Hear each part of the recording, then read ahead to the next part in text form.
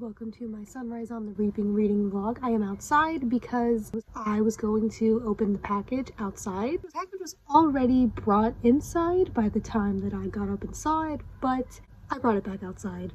So I have the package and I'm going to open it. Here is the adorable book-sized package. I'm really excited to open it and finally see the book. And throughout my reading it, I'm just going to, I guess, take a video when I feel like it and give my thoughts on it. I've never done a reading vlog before. This is my first one, so it's pretty exciting. Hopefully I do it decently. Feel free to give me advice and tips. And I will do a review of the book as well, but that will be done separately. Oh, that's very pretty. I don't have a lot of hardcover books. I have a hardcover of this because it was just released today, but most of the time I just get paper. But most of the time I just get paperbacks because they're the cheaper option. If I have a hardcover, it's either because that was some edition I got, like a Barnes & Noble collectible edition, or because I did get the book shortly after it came out, so I don't have a whole lot of hardcovers. I'm fine with that, though ultimately I do kind of prefer them in terms of the way they look. But I'm fine with having mostly paperbacks, so this is pretty exciting to get a new hardcover. All my other Hunger Games books, for example, are paperbacks, and that's alright. Opening the box, it's like side is facing. Really excited. I haven't seen it in person. I know some people went to like a bookstore at midnight and got it. I'm usually up past then. Well, always, that's part of my schedule, but I wasn't gonna do that. I did think about going to the local Barnes & Noble's release party, but I didn't do that. Just ended up getting it pre-ordered. I did see some photos from it and it looked fun. The book is like wedged in there. I'm gonna have to be careful with this. Tip it out. Oh, there we go. There is Sunrise on the Reaping by Suzanne Collins, the second Hunger Games prequel. Another thing about hardcovers, they just feel really nice. Purple, looks very pretty, I think. On the back, it just says, when you've been set up to lose everything you love, what is there left to fight for? Which honestly, I kind of like the simplicity. And yes, I'm going to spend a lot of time talking about the cover. It's maybe a very long video. I mean, I think I like it more than when there's just a bunch of praise on the back. I know people usually don't like that. They're like, I want to know what the book's about. There's probably like a synopsis on the dust jacket when you open it, and I'll get to that, but I kind of like it. So yeah, not much going on here right now. I know in all my other Hunger Games books it does have a synopsis, but maybe that's because those are paperbacks. Paperbacks are pretty straightforward. I guess that is one pro to them. They usually don't have a bunch of praise on the back. Sometimes they still do. That's nice. Here's the spine. It's really nice. It's very like bursting. It sounded kind of weird, but you know what I mean? Yeah, it feels really nice. I like the way it feels. I think it is longer than the books in the trilogy, but shorter than the Ballad of Songbirds and Snakes. I heard it was 400 pages. I think it's 400 pages exactly, so that's cool. It's not very long. I don't know how long it'll take me to read. The first 3 books of the Hunger Games, I didn't really read like in full by myself for the first time until last year. And each of those books took me like 5 or 6 days each. Then the Ballad of Songbirds and Snakes took me over a month, which was partially because I had other things going on, partially because it's a longer book with smaller text. I should take a peek and just see what the text is like. Whenever I do this, I try to squint my eyes so I don't actually see any of the words, but I'm gonna see what it's like. Okay, it looks kind of small, I guess, but not like terribly small. So I don't know how long this is going to take me to read. I mean, I'm not going to rush it. We'll just see. But it's possible that it'll only take a few days. Some books can take me less than a week. Oh, that's pretty rare. It's pretty short. Or I'm very interested in it. Some can take me maybe a week or two. And some can take a while. But there's nothing wrong with that. So it's really exciting to get a book on release day. I think this is my first time since joining BookTube. And I had only ever gotten, I think, one book in a package on release day. That was nearly 5 years ago. So one of the things that I thought to do when I would make this video is to see what the hardback looks like without the dust jacket, see if it's got any sort of fancy design, any particular pretty colors, or maybe it's just blank. A lot of times they are, but it's a pretty fancy, important book, I would say. So let me see. Let me take it off. The end pages are like this yellow, kind of fits. Not my favorite shade of yellow, but it fits with the book. And then we got a synopsis here. There's that same like quote or whatever at the top here. There's a little bit of like cracking thunder, whatever that's supposed to be, at the bottom there. That's pretty cool looking. I like this filming space. It's not the most convenient, but hopefully the noises aren't too distracting. I feel like it's pretty natural. It's very nature. I'm sitting on my front porch. I don't think I'm going to do every part of the vlog outside. I'll probably do some of it inside in my bed or wherever I'm reading, which is mostly my bed. So anyway, let's go check out the naked hardback, as they call it. Okay, yeah, there is the symbol with the snake and the bird. That's cool. A lot of times they don't have anything on here. There's the back. Yeah, the colors really match with the cover. It's pretty consistent. It looks pretty nice. On the other side of the dust jacket, we've got author bio, other Hunger Games books. This is exciting. This is my first time that I'm going to be reading a Hunger Games book when it first comes out. The trilogy I was pretty late to, but that's fine. And then the Ballad of Songbirds and Snakes I didn't end up reading until like 4 years later, but I'm here now, so I'm gonna read this starting on release day. We'll see how long it takes. I will continue to put dates in the corner so that you can basically see when each part of this vlog was filmed, and I'm really excited to share my first reading vlog with you. Thank you for coming with me along on this journey. Okay, so before reading this, I just wanted to talk a little bit about my predictions and some thoughts going into it. I have made a video about my predictions and theories for the book, and that is so far my most popular video, so thank you for that. I pretty much already talked about it. I mean, we know how it's going to end, at least in some ways. I still think that it'll be really exciting, not only to get a new perspective, especially of a character from when they were young, and I don't know if I would say full of hope. I guess we'll see what he was like, but certainly not the way that he turned out, and I expect this book to be sad, and maybe the saddest of the 5. And I think it will be interesting to see what the Hunger Games were like during the 50th. Because once we saw the 10th, like, they weren't super developed. And a lot of things hadn't been added to them yet. But once we get to Katniss's Hunger Games, like, they're very technologically advanced and developed. So we will see what they're like in here. So I'm pretty excited to get into it. I think that there will be a lot of things, a lot of characters I've never seen before. And we'll just get an inside look into Haymitch's life back then, and yeah, like I said, I expect it to be sad. I don't know if it'll be funny. I think Hunger Games books are rarely funny. Like, every once in a while there will be something that's kind of funny, but overall it's not exactly a funny, lighthearted series. But I think it's going to be really entertaining. I'm guessing that unlike the Ballad of Songbirds and Snakes, it's probably going to have a bigger focus on the actual Hunger Games, because in the Ballad of Songbirds and Snakes, the actual Hunger Games was like just a little over 100 pages compared to the book's like 500 pages. So I do think that this one will probably have more going on, but I do think that it will focus some on the before and after the games. The after is what I think is going to be the most devastating, of course, but it will especially be interesting to read about another quarter quell. I don't know if I have any other predictions I want to share. I'm just excited to get into it, and we will see what it has to offer. Okay, I'm on page 5 and I already have stuff to say. I've got my book on my little book stand that I use sometimes. It's pretty convenient. I have to agree, and though I'm not a drinker myself, I'm glad to get the bottle. Okay. Wow, she knew what she was doing there. Already breaking our hearts. I was not expecting that. I mean, I was thinking about, like, okay, he's talking about like this girl he knows and how they might work together someday. And then obviously we know that's not the path he takes. I was like, that's unfortunate. And I do wonder if it's going to end on a hopeful note or a really depressing note. I'm not really sure. But that line, that was diabolical. This is insane. I think there's going to be probably a lot of foreshadowing. Done on purpose, because the reader will know how he ended up. And they'll be like, yeah, so that changed about that. Wow, that was smart. That was intense. Oh, and by the way, since I'm going to be reading the whole book and going over the whole book in this video will contain spoilers for the book, so you have been warned. It's page 5, Suzanne. Oh my goodness. Okay, so Haymitch's girlfriend is part of the Covey. I'm not sure how it's pronounced. I've seen the Ballad of Songbirds and Snakes movie, and I still don't remember how everything is pronounced, so if I pronounced something wrong throughout this whole video, I apologize.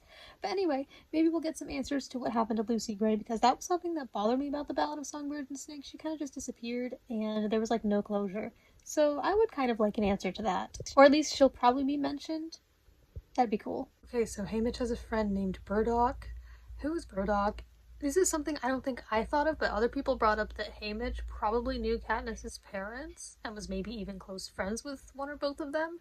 Wonder if that's who that is. And so people were saying we might finally find out their names, because I guess they never did say their names before. So we will see. Although I feel like maybe because Haymitch had so much time with Katniss, he probably would have mentioned it to her.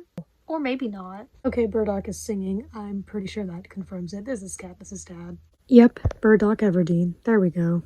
Looks like there's going to be at least some singing in this one as well. I am definitely interested in learning more about her and their relationship. I have a feeling they probably had like a really deep relationship, which is just going to make it really heartbreaking in the end. So I'm definitely interested in seeing just how close they were and the kind of relationship and connection that they had. Okay, so there's a lot of rebellion going on already.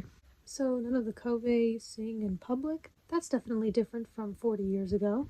So Lenore's a Baird? I don't remember if any other Lucy Gray's relatives with her same last name were alive back then. I don't know though. I mean, if she didn't die, she very well could have ran off and had kids with someone else. I don't know. I will say so far doing this reading vlog is pretty fun. I'm enjoying it. I'm not reading the book right now, but I was still thinking about that quote on page 5, even though I'm not a drinker, and I was like, oh my gosh, what if it ends with, like, him drinking alcohol? Like, because, like, he got the alcohol in chapter 1, but, like, what if it's, like, the first time he does it, like, for escapism or something? That would be terrible. Like, that would be, like, I mean, very clever, but, like, heartbreaking. I guess we'll see. So I guess my reading vlog consists of me thinking about the book at random times, because that's what a book that amazing and impactful does. Has me thinking about it, even when I am not reading it. I wonder if this Astrid girl is Katniss's mom. I honestly wouldn't have thought so, but then it said that her hair was in a braid, and I was like, oh, is that supposed to be like a reference to Katniss and Primrose? That's my guess for now. With her, it's a little hard to tell, since she has her maiden name right now, but we'll see. Yeah, hey, Mitch is talking about her healing people, and Burdock's nuts about her, so yeah, pretty sure that's Katniss's mom. Alright, we're on day 2. Trying out some different locations and angles. I'm not used to filming outside, but I do like it a lot. So at the moment I have read 3 chapters, and I wanted to say that part of why I wanted to do a reading vlog is to show that it's okay to read slowly. I know that you may see some people reading this book in like a few hours or just in one day. I typically do not read that fast, and I want to show that that is okay. I think that books are meant to be slowly enjoyed, and I think it's meant to be a patient, slow process. And I get that a lot of things we do nowadays aren't like that, but I think that books are meant to be that way, especially if they're long and they've got a lot to them. I mean, when I first started reading this, I just read 3 pages and then went about my day and did some other things. So it's absolutely okay if you read it slowly. I know that it can feel like a competition, but it's not. You're meant to enjoy these books, and it's okay to take it slow. I also think it can be nice if a book takes you weeks or even months to read, because then it lasts longer. Well, that's nice if you're enjoying it, which so far I am enjoying this. But I know it may be hard when it's something new and trendy and other people are reading it faster than you. There are so many people reading this book. Not everyone's documenting their experience online, and there are plenty of other people who may be reading it as slowly as you are if you are reading it slowly, and that is okay. So I think it's okay if it takes you a while to read. At the same time, though, I understand. So for me, I'm not really setting any goal for how long it'll take me to read this. I don't really have any sort of thing I'm trying to achieve. I'm just going to take as long as it takes. Maybe some days I'll read more than others. So far I'm on day 2. I've only read 3 chapters. I'll probably read some more later today. I'm going to try. And yeah, so 3 chapters in, I have a lot of thoughts and I've written them down. Last time I left off on the video, I was in the middle of chapter 1, so I finished chapter 1, and oh my goodness, the end of that chapter. Insane. I should expect this, and yet I wasn't, and I didn't see it coming. Well, first of all, there's something earlier on at the end of the chapter that I want to mention. There's a part where they're about to call the second boy's name. There's a line that says, "I suck in my breath, preparing for my death sentence." And I believe I've mentioned before how there's just this foreshadowing and how we as the readers knowing what happens to this character later on, everything is just so ominous, and I think the author really took advantage of those opportunities to really write something that would just make us sad and be like, oh wow, I see how that went later on. And I thought that that line in particular was really good because, yeah, he technically didn't end up physically dying, but just knowing everything that happens later on was in a way another version of a death sentence. So far I'm really having fun with this. I'm really excited to do more reading vlogs in the future. I definitely have some planned. So yeah, let's get to the ending of that chapter. So yeah, we learned that Haymitch was actually not originally called in the Reaping, and that there was this other boy, and that he tried to run away and was executed. I don't know, like, I hear some YouTubers using other words instead of like, well, now I don't want to say the words just in case, but you probably know what I'm talking about, what happened to him. I don't know if that actually affects your video. I mean, my videos aren't monetized, but if they were, would that make me not monetized? Maybe it depends on the context. I don't know. Some people say unalive. I don't want to have to say that unless I have to. I don't really know, so please let me know if you know anything about that, if that makes it matter at all, like the wording I use, because I have used those words in the past. I don't really know what the exact rules are. Like, I've heard other people use those words before. You know what? This is the Hunger Games. I'm pretty sure I'm going to use the word died again. So yeah, there we go. We're gonna say those words. I just don't know, because I know sometimes people choose not to use them, so I don't know if that like can demonetize a video or anything like that. I know the videos don't necessarily get taken down. Yeah, please let me know if you know the specifics of that. But yeah, this is the Hunger Games. People are going to die. People are going to be killed. There's another one of those words. Again, pretty sure you're allowed to say that on YouTube. Probably depends on the context. I don't really know. Anyway, so yeah, the boy gets killed because he tried to escape. And then Haymitch ends up being the replacement, which is like really sad. I already feel so bad for him because like he originally wasn't going to be a part of this and then ended up being a part of it. And that's really unfortunate. Okay, so yeah, end of chapter 1 was crazy, and I have said this in my videos about the Hunger Games before. It may get darker as I go on, by the way, because it's near 8 p.m. at the moment. But anyway, yeah, I remember in the trilogy, it was like every chapter in each of those books ended either with a cliffhanger or something really impactful. In the Ballad of Songbirds and Snakes, I would say that didn't happen as often, maybe because stuff didn't happen as often in that book. It was a bit slower, more slow-paced, things dragged on a bit more. But I'm wondering how this book is going to be, if this book is going to have a lot of those crazy endings. I'm guessing it will, at least most of them, if not all of them. And just after that ending of the first chapter, I'm just wondering how graphic this book is going to be. Because I feel like, you know, this is young adult, not exactly adult. Like, it does involve a lot of death and killing, but at the same time, it's not that graphically described. And if you don't know what I mean, or you don't think so, I have read books that would describe things like gore and stuff in more detail, and Hunger Games hadn't really done that. But I don't know, I mean, that was pretty gory. Yeah, this is gonna be a wild ride. Okay, so before that, there is someone named Otho, I'm not sure how that name is pronounced, but you know what? These names, I mean, they're unique, they're different, it's a breath of fresh air. So, Otho Malark, and I'm guessing that was probably Peeta's father. And there's an instance where Burdock basically gets Otho out of the way of danger. It is getting darker by the minute. Okay, well, I only have a few things left to say for now. Basically, I saw that, I was like, okay, Suzanne, I saw what you did there. You're having him save his future daughter's future husband's father, because otherwise maybe Katniss and Peeta wouldn't have met. That was very important. Seemed like a small moment, but I caught that. But I haven't even been out here for 20 minutes, and look at how dark it's gotten. That's crazy.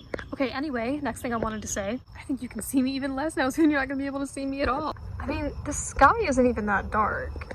Okay, the last thing I have to say for now was apparently something that was on page 29. I'm sure when I go there I'll know what I was talking about.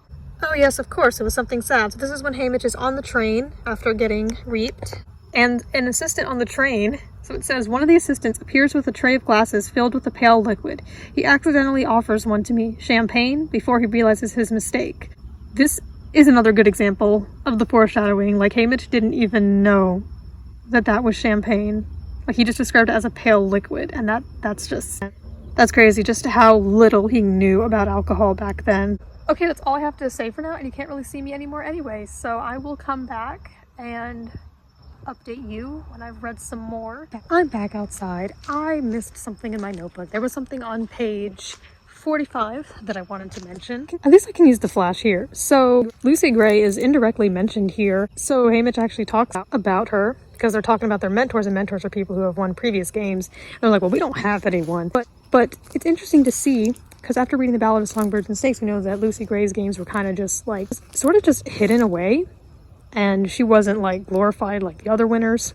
So it's interesting to see 40 years later what the citizens do know, especially a citizen who's from District 12 like she was. So he says, in 50 years, we've only had one victor, and that was a long time ago. A girl who no one seems to know anything about. Back then, barely anyone in 12 had a television, so the games were mostly hearsay. I've never seen her in the clips of the old shows, but then those early efforts are rarely featured, as they are said to be badly filmed and lacking in spectacle. My parents weren't born yet, and even Mama couldn't tell me much about the girl. I brought our victor up with Lenore Dove a few times, but she never wanted to discuss her. Why did I turn the camera back to you when you can't even see me? I don't know, because I'm not reading from the book anymore. So, yeah, that was really interesting.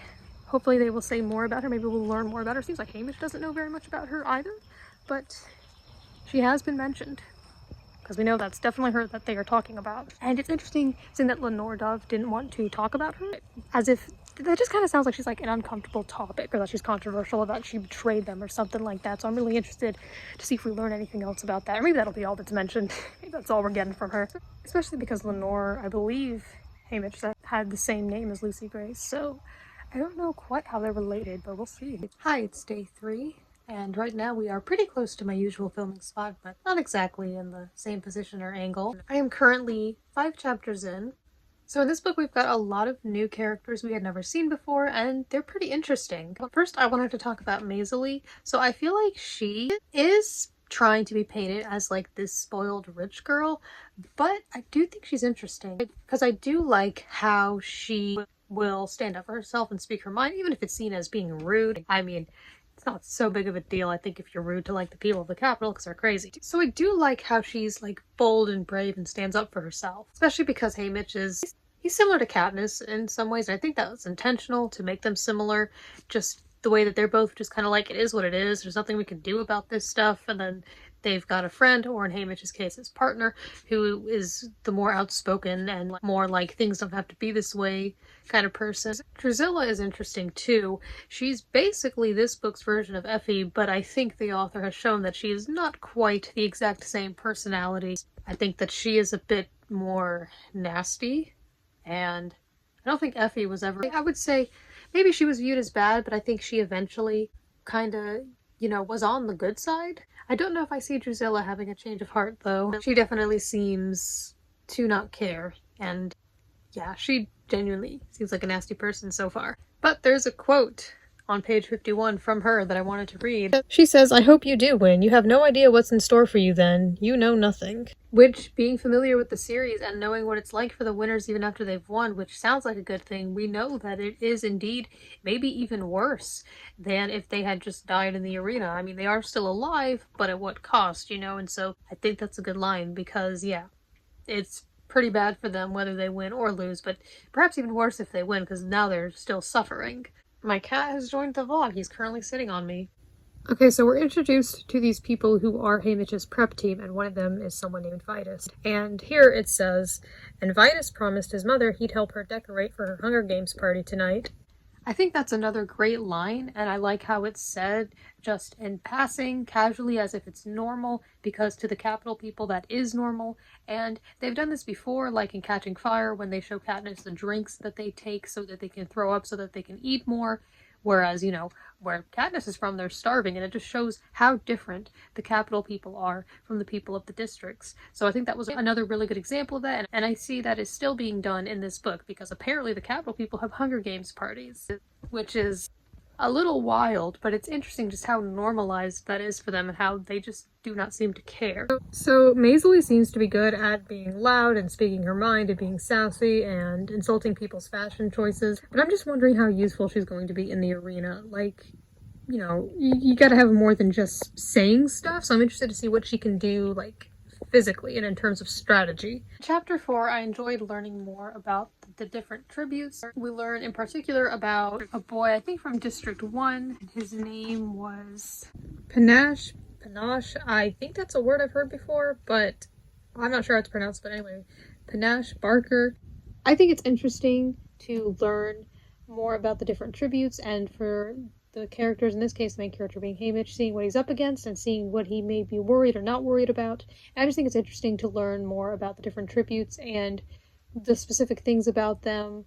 I don't expect we'll learn a lot about each and every one. We never really do, but I will be interested to see more of who will be the big competition in this one. So far I am this much done. So far I've been enjoying it every time I've read some of it, and I think that knowing what's going to happen in terms of who the winner's going to be, I think is part of the fun, but we still don't know everything that happens or how it happens, so there's still a lot to be found out. So I wouldn't say that there's no point to reading this. I think there definitely is. It's nice to read about his particular games from his perspective in detail. And I'm enjoying this reading vlog. It's different from a regular review because regularly for book reviews I will take my notes as I read and then make the video where everything is kind of just building up, like all my thoughts about the book, and then I get to talk about them. But with this I basically get to just talk about my thoughts as I go, as I read, and that's been fun. Okay, so I just read chapter 6. This is how done I am with it. A lot to unpack here. So Luella is dead. Just like in the Ballad of Songbirds and Snakes, at least one of the tributes dies before the game starts. I wonder if any others will, especially because there are so many. But yeah, somebody, especially from the same district as the main character, has already died. I'm not sure how I feel about Silka. She's out here abusing the horses. That's not okay. I like how, like in the Ballad of Songbirds and Snakes, there is a comprehensive list of all the tributes from each district. Because I believe in the trilogy, like, we didn't really get a list. There were some tributes we didn't know the names of, but it's nice to have all the names here. And it's nice to see all the unique, different names we have here. I mean, there are some normal ones. We've got all these names, and then there's just Ryan. And we learned who Haymitch's mentors are going to be. So there was Wyrus. That'll be particularly interesting because from what I remember, I don't think she, like, communicated very, like, articulately. And it's interesting because Haymitch says about her, most of the tributes went nuts, but not Wyrus. And then once we get to the 75th Hunger Games, 25 years later, we find out that nuts is a nickname that she's called. So I'm curious what happened between now and then. Definitely curious to see if this book gives answers, because it would make sense if, you know, someone just goes crazy after their games because of the trauma of it. But it seems that that did not happen to her instantly. Or maybe she's hiding it. Who knows? I'm interested to find that out. Right now she seems pretty normal and young and articulate, so we'll see what happens there. It's also, of course, just interesting to see characters that we already know, but seeing them younger and in a different part in the timeline, and we can learn some more about them. Haymitch does give a lot of information about Wyrus's games, which was just the year before his, and then his other mentor is Mags, and that's interesting because she also, I don't think she, like, communicated verbally very much, if at all. I don't remember if she ever spoke. If she did, I don't think it was very much. So here she is, like Wyrus, more articulate. She is older than her. I believe she won the 11th Hunger Games, so she's older, but not as old as she was in Catching Fire. But it seems that her and Haymitch are already starting to have this deep emotional connection, or at least maybe not a deep emotional connection, but at least maybe they seem to be getting along. She seems to be a source of comfort for him. So that's interesting to see her as well, especially younger and, like I said, with Wyrus, more articulate. I think it'll be interesting to hear more about her. She seems genuinely caring, and that's good. We need more people like that in this series. Another thing is, I really like how we basically get a behind the scenes look with this book, basically like when things happen, but then it will, like, what's broadcast is different. Like, they don't show everything. Like, they didn't show Woodbine, for example, being killed when he tried to run away when his name was called. And you see that through Haymitch's narration, how there's a difference. Like, through him you get to see what's actually happening, you get to see the full everything, but then you see what the citizens are being presented with on TV, and I think that's really interesting, how we get to see the full behind the scenes stuff and they do not, and that's just part of the whole messed up system that they have. It's day 4. I'm 8 chapters in. I definitely plan on reading more later today, but I wanted to do my filming for the vlog before it gets too late, but it's pretty dark and I'm using the flash, so I'm just gonna film the book this time. So a thought I had is I am curious if Mags will know and or say anything about Lucy Gray, because I believe she won the 11th Hunger Games just the year after hers, so she at least maybe, especially because she was not from a very poor district. Like, I know a lot of people in District 12 didn't have a television, but people in District 4 probably did. So maybe she saw it on TV. Even though it's kind of erased from history, I'm wondering if she saw anything or knows anything about it, since she was definitely alive at that time. So she might be someone who knows something about it. I guess we'll see. I think the movie will probably be pretty good, but I think that no matter what, it can't do some things that the book has done, which is basically like the particular narration. Just certain thoughts that Haymitch has been having and certain ways that things are worded, the movie will not be able to do, but I still look forward to it. I also wanted to give my thoughts on the alliances. I mean, it's nice that some of the kids are getting along. I have been enjoying reading that, but it's hard to read it knowing that they can't all survive. And they did even ask, okay, so what about when we get rid of all the careers? And they're like, then we'll just have a meeting about it. Like, it's nice that they're just kind of focusing on the present, but still. So it's nice to see that some of them are getting along and even kind of seeming to make friends and bond with each other. That's been nice to see, but still, I'm not sure how I feel about it, because it's like you're having like so many people team up. How are you going to do it? You're just going to be heartbroken, but at the same time, I get it. You're in this terrible situation together and you just want to bond.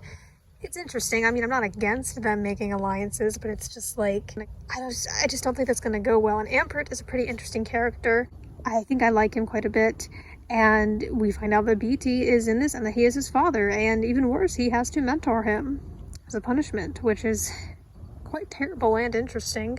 I guess I didn't even consider that if previous winners have kids, that their kids wouldn't be safe. Yeah, I never thought about that. Because, yeah, I mean, they can have kids, but they'll still be living in the same district. And I don't think I had ever heard anything about the kids having immunity. So, yeah, that's something I actually never thought of. Let me know if you ever thought of that, because I definitely didn't. But that's really unfortunate. Because it's like, the person who won is safe, at least, well, sort of. But then they're their kids, and that's really heartbreaking. I think it's cool seeing all these old characters in this book. I'm excited to see if we'll see anyone else, and I'm excited to get to the games. I've gone back inside, but there was one thought I forgot to mention. You can't see me, but oh well. There again, amber liquid. It doesn't even know what exact drink it is. I don't drink. Suzanne, you gotta stop. This is too much.